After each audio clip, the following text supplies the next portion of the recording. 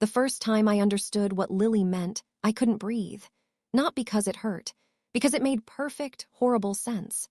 My husband, Daniel, had been in the hospital for 3 days after a serious car accident. A truck ran a red light. He survived barely with a concussion, broken ribs, and a fractured shoulder. For those 3 days, I barely left his side. I slept in waiting room chairs, drank vending machine coffee, stared at monitors, and made quiet bargains with God. Our 5-year-old daughter, Lily, stayed with my sister, Sarah. My sister, my closest person in the world, the one I had called first when I heard about the accident, the one who showed up at my house within 20 minutes, held me while I cried, and said, "Go. I have Lily, don't worry about anything." I didn't worry, I trusted her completely. On the 4th day, Sarah brought Lily to the hospital to visit. Daniel was sleeping. The room was quiet except for the steady beeping of the monitors. Lily climbed onto my lap and stared at her father for a long moment. Then she leaned close to my ear. "Mom, yes, sweetheart." She lowered her voice. "Do you know what's on Daddy's back?" I frowned. "What do you mean?" She was quiet for a second. Auntie Sarah drew it. I didn't move. "What did she draw?" Lily looked up at me. Then she traced a shape slowly in the air with her finger, a heart. I told myself there was an explanation. Sarah had every reason to visit. She was family. Of course she had come to check on Daniel. Of course she had been here. But the shape wouldn't leave my head. That night, after Lily left with Sarah again, I waited until Daniel was asleep. Then I checked his phone. I wasn't proud of it, but I couldn't stop thinking about that heart. The phone unlocked immediately. There were hundreds of deleted messages. Most were gone, but one conversation remained. The contact was saved as just one letter. S. My chest was already tight before I read the first word. S. I was so scared when I heard. I drove straight there. "Daniel, you shouldn't have come." S. I had to see you. I had to know you were okay. "Daniel, I know." S. I left you something so you'd remember I was there. Read. My hands went cold. I already knew what she had left. I kept scrolling. The messages went back 2 years. 2 years, I scrolled past hotel names, private jokes, pet names. I scrolled past memories I had of those same months. Dinners where Sarah sat across from me laughing. Holidays where she hugged me and said she loved me.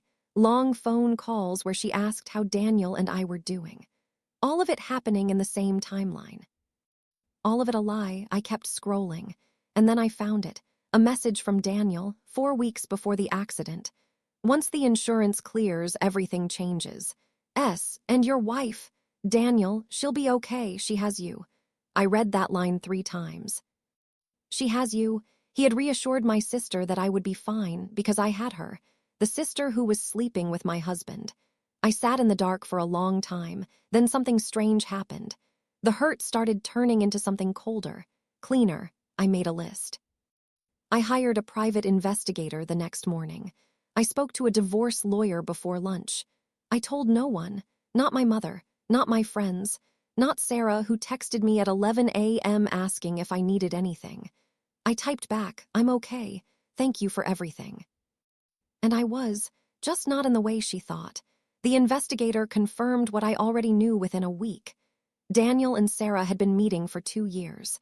The affair had started just after Lily's 3rd birthday party.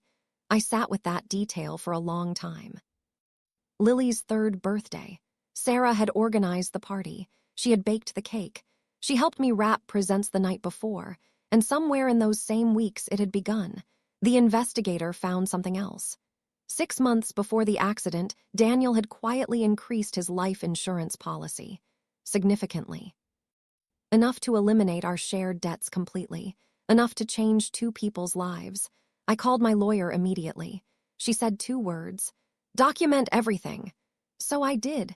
Daniel came home from the hospital 2 weeks later expecting life to continue exactly as he'd left it. I was warm, attentive. I asked about physical therapy and cooked his meals and smiled the way a relieved wife smiles. Meanwhile, Sarah came over twice a week, brought food, sat at my kitchen table, played with Lily on the floor, looked me in the eye and told me she was worried about me. I smiled back every time. My lawyer was working. My investigator was watching. I was waiting. 3 weeks after Daniel came home, my mother announced a family dinner. Her birthday. The whole family, including Sarah. I called my mother the day before. "I need to share something at dinner."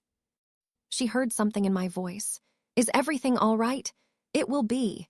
The dinner started the way it always did.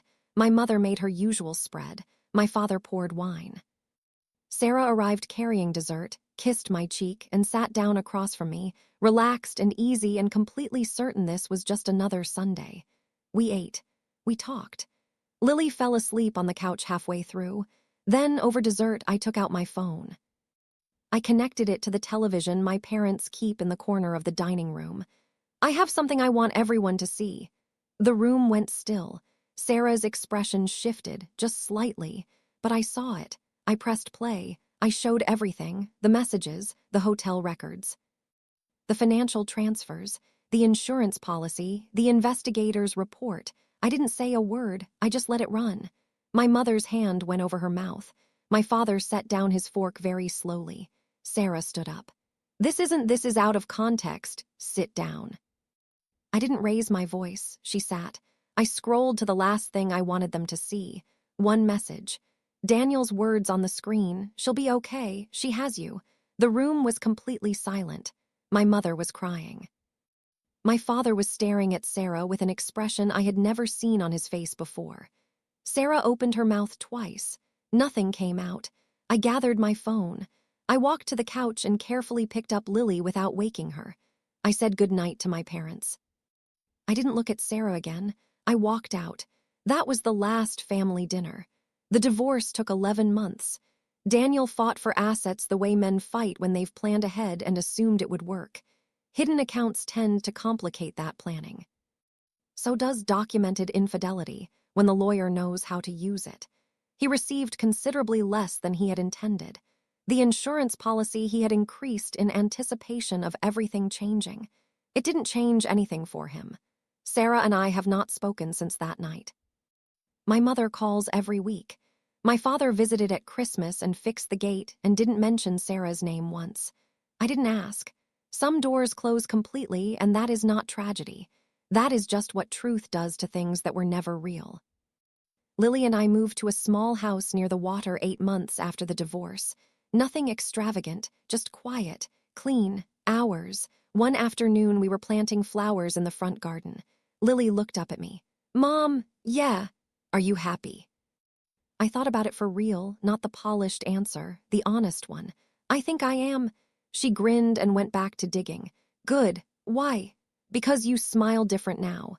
She was 5 when this started. She is 7 now, and she still notices everything. People ask what finally exposed Daniel. The messages, the investigator, the lawyer, the dinner. No, none of those. It was a 5-year-old girl sitting on her mother's lap in a hospital room. It was one question she didn't even know the weight of. "Mom, do you know what's on Dad's back?" She just knew what she saw, a heart, drawn by the one person who was supposed to love me without conditions. Not my husband, my sister.